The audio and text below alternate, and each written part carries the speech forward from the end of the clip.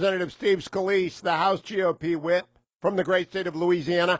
I believe that Representative Scalise has to be a Cleveland Browns fan now because in addition to OBJ and Jarvis Landry, the Browns added Grant Delpit and Jacob Phillips, both Cajuns, both Tigers, and I assume, Congressman Scalise, you are now a Browns fan?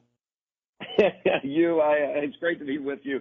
Well, lifelong Saints fan, but look, what a week for the Tigers. 14 players went into the NFL draft. Of course, you had Joe Burrow going number one to the Cincinnati Bengals. Luckily for them, they need to get a good offensive line and protect him. He'll do well for them. But the Saints are going to be competing for the Super Bowl this year. But a lot of LSU players all across the NFL.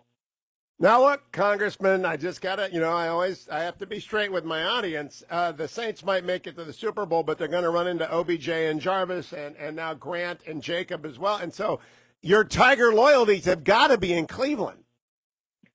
Look, my loyalty is going to be with LSU during the football season, which we are going to have a football season.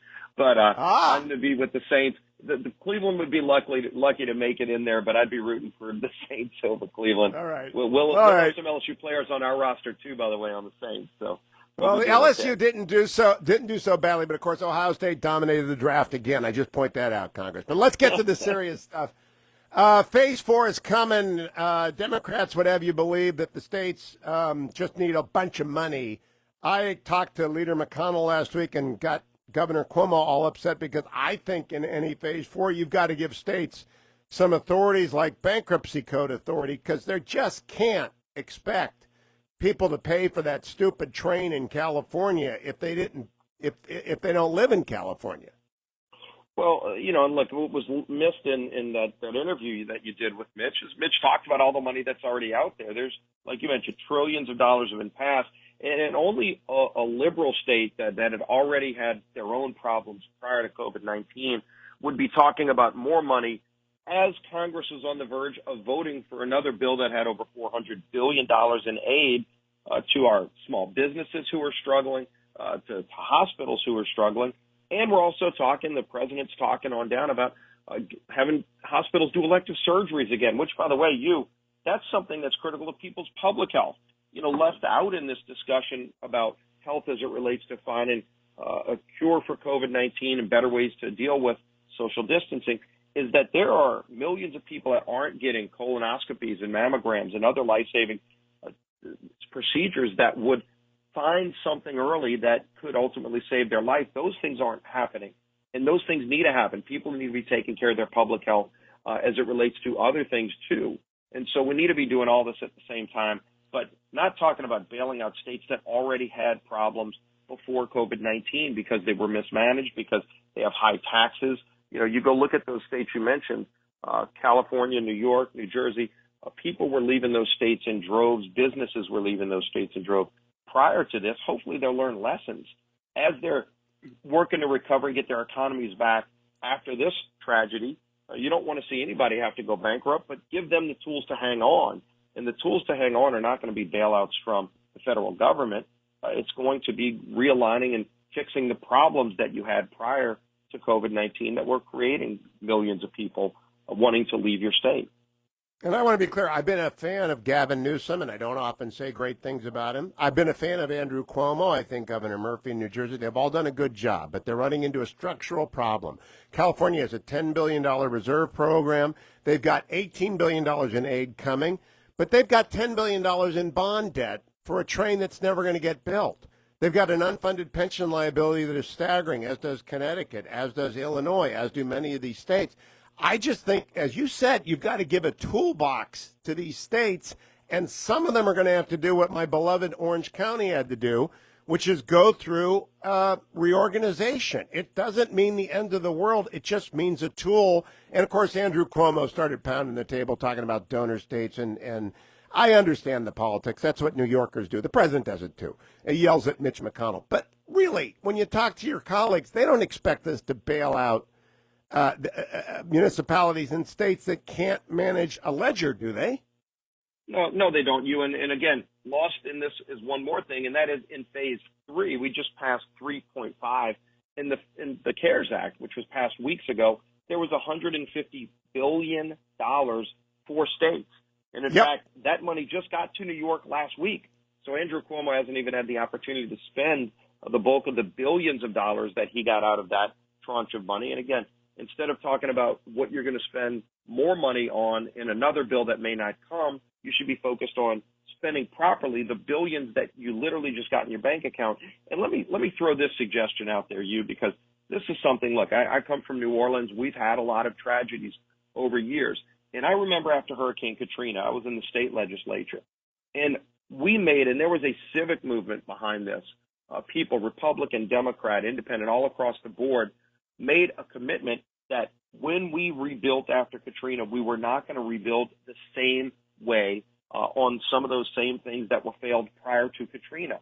We addressed our public school system, which before Katrina was one of the most failed and corrupt in the entire country, and we created a charter school movement that's now the envy of any urban school system in the country. Nothing is perfect, by the way, but we dramatically improved a school system for kids who were being left behind. You had valedictorians that were graduating from high school before Katrina who couldn't pass the state exit exam, and now their schools fighting for those kids. The parents have real choices now. They don't have to send their kid to a failing school. And those were things that we did after. We addressed a lot of the corrupt problems that had gone on before. And people said, we're not going to come back to the same failed government systems that had led our state in the wrong direction. And we fixed many of those things. I would suggest those states that were having problems before Katrina, instead of looking to Washington and saying, hey, where's my next bailout that's not going to come, they ought to look in the mirror and say, what were the things that we were doing wrong that were causing businesses and people to leave our state in droves? And let's fix those things now while we have this chance to reimagine what we were before and fix those things that were wrong, that were broken before COVID-19 while we're recovering from the damage done by COVID-19. Don't lose the chance to look in the mirror and fix the problems you had before when you're fixing these other problems that were created by this shutdown. I 100% agree. I also want to point out, you misspoke there. You said states that were having problems before Katrina. You meant COVID. And you know what? I knew what you meant. I knew what you meant. Everyone knew what you meant. But if it was the White House press corps, they would play that clip over and over again. I wonder, Whip Scalise, why does the president meet daily with the Biden advance team that is mixed in there with the Steve Hollands of the world who are real reporters? Do you think that's why? I mean, it's just Team Biden. It's like Biden surrogates are sitting in those chairs. Yeah, it's like the spokespeople for the Biden campaign are right there in the press room. And look, I had the opportunity to be with President Trump on Friday as we were doing the bill signing. And, you know, the president, we had lunch afterwards with a few of us, and we were talking about the things that it's going to take to get the economy back going again and to help rebuild what was this great American engine, the envy of the world prior to COVID-19. And the president's sole focus is on trying to make sure that families can recover from this, that all these small businesses that were doing so well prior to this shut-in period can come out of it again. You don't want to see people left behind in this, and the president's been focused on making sure that these trillions of dollars that have been spent are going to work for those families and for those businesses and getting those hospitals back up and in rural areas all across America, the ag community, the energy sector. All of that, and that's what his focus is. His energy is incredibly high, even though every day he's dealing with incredible pressure. He's focused on delivering more results for those American families. Interesting you mentioned that. I have a new sign on my call screen, GOP Whip Steve Scalise. It's got one declaration and two questions. It's the Chinese Communist Party stupid, which is about a James Carville in 1992. And then the two questions, free market capitalism or socialism. And I think they vote for McCarthy, Scalise, and the GOP in the fall if they want to go with free markets. And then Trump's energy and team or Biden's cluelessness and lethargy. Isn't that it in a nutshell? Aren't those the choices and the problems that we face? It is, and I think it's going to be in that order. Look, holding China accountable is critical, and the Chinese Communist Party did this. I was in a meeting in the White House months ago when the president's team was focused on the Wuhan virus coming out of China when China wouldn't let our doctors in. The doctors in China, by the way, wanted America's help. CDC, the president, wanted to help, and the Chinese Communist Party said, no, you can't come in. So we couldn't find out. We were deprived weeks and weeks critically. The whole world was deprived those weeks where we could have found out more about this disease and stop the spread throughout the world. The president did everything he could, saying we're going to not let lights come in from China. He was criticized by a lot of those leftists, by the way. But look, we're in the White House on Friday for a bill signing for a bill of over $400 billion that President Trump called on weeks ago. Speaker Pelosi held it up, and we all saw the game she tried to play to hold that relief up to those small businesses. And President Trump kept pushing on and saying, let's get this done. So we're at the bill signing. And what is the press asking about you? Are they asking about how many businesses are going to help from this, or how are families going to come through this? No, they're asking about all these unrelated things and, you know, just their narrative on everything. So the president's keeping his focus, even though the press is trying to do everything they can to salvage Joe Biden's campaign. But my gosh, look at this. On the left, you're having a debate over whether Joe Biden should step down because of the new allegations, these new sexual allegations that keep coming out over him. And then he makes public appearances and gets criticized from the left for how poorly he's doing when he's out in public. So they go and hide him again for a few more weeks. In the end, the president's focus is on doing his job and delivering and leading. I mean, he's leading incredibly well through this.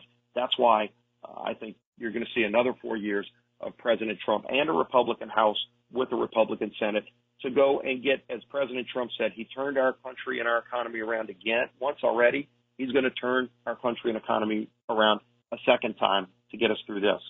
Yeah, from MAGA to MEGA, to make the economy great again. You know, GOP Whip Scalise, I don't talk about the allegations because I thought Brett Kavanaugh was really abused, and they don't reach my one standard, which is would a civil action survive a motion for summary judgment.